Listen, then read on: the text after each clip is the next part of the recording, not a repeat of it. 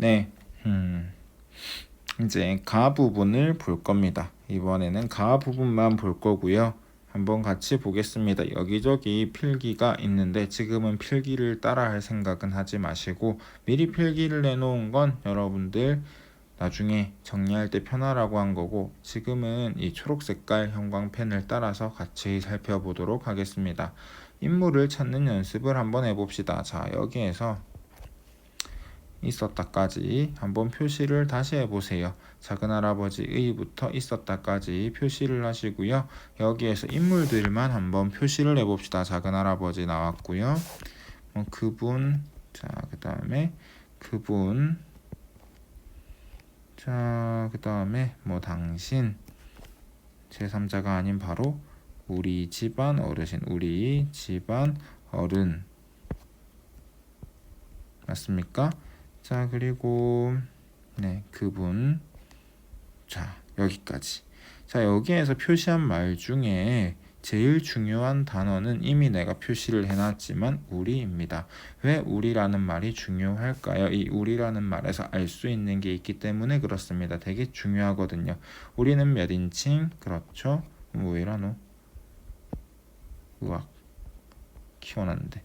우리는 1인칭입니다.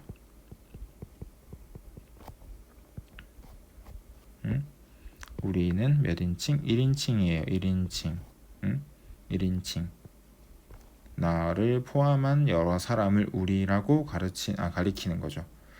해서 여기 보면 알겠지만 우리라는 말이 중요하고요. 그래서 우리가 들어갔으니까는 이 소설의 서술자는 어디에 있다? 그렇습니다. 작품 안에 있는 겁니다. 작품 안에 있다라는 거 확인할 수 있고요.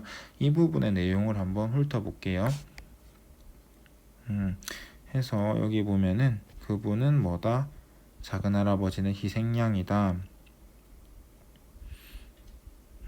고난으로 점철된, 고난으로 가득한 이 정도로 이해하시면 돼요. 고난이 이어진 그분의 생에는 누구든 정리해 볼 만한 값어치가 있었다 라고 지금 보면은 손자는 누구를, 이 작은할아버지의 삶을 값어치가 있다라고 긍정적으로 평가하고 있음을 확인할 수 있습니다. 값어치가 있었다라고 자기 할아버지의 삶을 긍정적으로 평가하고 있는데 지금 인물의 이것도 내면이라고 할 수 있어요. 누구의 내면이에요? 서술자인 나, 손자의 내면입니다. 서술자인 나, 손자의 내면이 어떻게 되고 있어요? 서술자에 의해서 직접 제시가 되고 있다라는 거 여러분들 눈으로 반드시 확인을 하세요. 이런 게 서술자에 의해서 인물의 내면이 직접 제시가 되고 있는 것이로구나. 자, 색깔이 다른 건데 여러분들은 지금 연필로 하고 있으리라 믿습니다. 네, 재난 문자가 계속 오고 있어요. 자, 여기 보면은 국민의 정부가 들어서고 남북 화해 물꼬가 햇볕 정책이란 이름으로 트이자 북한에 대해 거리낌 없이 말해도 좋을 만큼 시대가 달라졌다. 자, 물꼬가 트인다라는 거는 이제 스타트란 얘기예요. 비슷한 말로 아이스 브레이크가 있습니다. 하여튼 그런 뜻이고요. 여기 보면은 국민의 정부 햇볕 정책 같은 경우는 2000년대 그 다음에 90년대 후반 2000년대 초반 90년대 후반에 김대중 대통령 정부 때를 의미해요. 그때 햇볕 정책이라고 해가지고 북한이랑 화해하기 위해서 쌀도 주고 소도 보내주고 돈도 보내주고 했었습니다. 어쨌든 남북한의 관계가 되게 좋아졌던 거예요. 되게 좋아졌던 거고요. 그래서 이런 것을 우리가 이 소설에, 이 작품에 뭐라고 한다? 맞습니다. 배경이라고 한다. 이게 역사적 배경인지 사회적 배경인지 시대적 배경인지 이렇게 구분하는 거는 중요한 문제가 아니에요. 근데 얘가 무엇이라는 건 중요하다. 그렇습니다. 이 소설의 배경이라고 하는 게 중요한 거예요. 얘는 뭐라고요? 이 소설의 배경이다. 이 소설의 배경. 자, 이 배경이 어떤 기능을 하는지, 어떤 역할을 하는지 뒤의 내용을 통해서 한번 살펴보고자 합니다. 여기 보면은 유령의 가면에 표시하시고요. 지하에도 표시해 보세요. 이 둘의 공통점은 뭐다? 보이지 않는 겁니다. 보이지 않는 것들 묶으시고요. 자, 그리고 지상과 가족 앞에 그 모습을 드러냈다.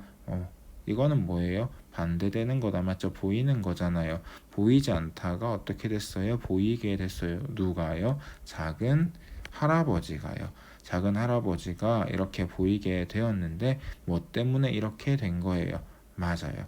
이 배경 때문에 그렇게 된 겁니다. 이 작은 할아버지 무엇이라고 했어요? 그쵸? 남파 간첩이라고 했죠. 그럼 당연히 북한이랑 사이가 안 좋으면 얘기를 꺼낼 수가 없어요. 괜히 우리 집에 이런 사람이 있다 얘기 누가 들으면은 우리 집 싫어할 거고 우리 집 뭐 간첩 집안이다 욕먹을 거고, 그러니까 이 아저씨 얘기는 어떻게 되는 거예요? 묻히는 거예요. 근데 북한이랑 관계가 좋아지니까 다시 이제 이 이야기가 수면 위로 올라오는 거죠. 자, 이때의 배경은요, 작은 할아버지의 처지, 집안 내에서의 처지나 위상이 달라지는 계기를 마련했습니다. 계기를 마련했고요. 자, 우리가 이런 거를 뭐라고 하냐면은 개연성이라고 합니다. 이 배경 덕분에 어떻게 됐어요? 작은 할아버지가 이제 우리 집안에서 다시 이야기가 됐어요. 그 원인을 제공한 게 배경이고요. 이런 거를 개연성을 부여한다. 사건에 개연성을 부여한다라고 해요. 할아버지가 다시 이야기가 되는 사건이 일어났잖아요. 뭐 때문에? 배경 때문에. 그렇게 이해하시면 되겠습니다.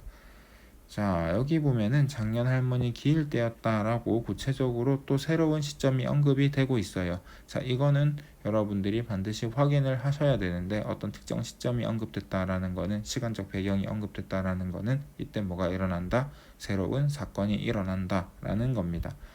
해서 이 부분 한번 표시를 해보세요. 할아버지 이제 어때요? 한번 묶어보시면 누구 얘기예요? 준식형의 이야기예요. 준식형은요, 작은 할아버지에 대해서 어떤 태도를 가지고 있나요? 그렇죠. 긍정적인 태도를 가지고 있습니다. 작은 할아버지의 기일을 챙겨주고 싶다. 그래도 우리 집안 어른 아니냐? 긍정적인 태도를 가지고 있어요. 그걸 뭘 통해 확인할 수 있어요? 준식이 형의 말을 통해서 확인할 수 있어요. 여기에서 질문. 등장인물에 대한 작은 할아버지에 대한 준식형의 태도가 서술자에 의해 직접 제시되어 있다. OX, X지요. 왜? 뭐를 통해서 제시되고 있으니까? 준식형의 입을 통해서 제시가 되고 있으니까. 이거 어디 안에 있는 거예요? 여기에선 꺽쇠로 표시했지만 큰 따옴표 안에 있는 거예요. 서술자는 무슨 짓을 했어요? 준식형의 말을 인용했어요. 누가 얘기한 거예요? 그러니까 준식형이 이야기한 거예요. 우리가요, 준식형의 작은 할아버지의 태도가 긍정적인지 부정적인지 알 수 있는 건 뭐예요? 네, 준식형의 말 때문에 아는 거예요. 서술자는 그걸 뭐 했을 뿐이다, 인용했을 뿐이다. 서술자의 목소리는 여기 없어요. 그리고요, 여기 보면은 삐딱한 생각 한번 보세요. 삐딱한 생각이라고 하는 거는 이 준식형의 이 말에 대해서 어떤 태도를 보이는 거예요? 부정적인 태도를 보이는 겁니다. 그럼 알 수 있을, 이 말을 한 인간은 준식형이 한 말이 싫다. 그런 거로 작은 할아버지에 대해서 어떤 태도를 가지고 있다? 긍정적이지 않은 태도를 가지고 있다. 누구다? 큰아버지죠.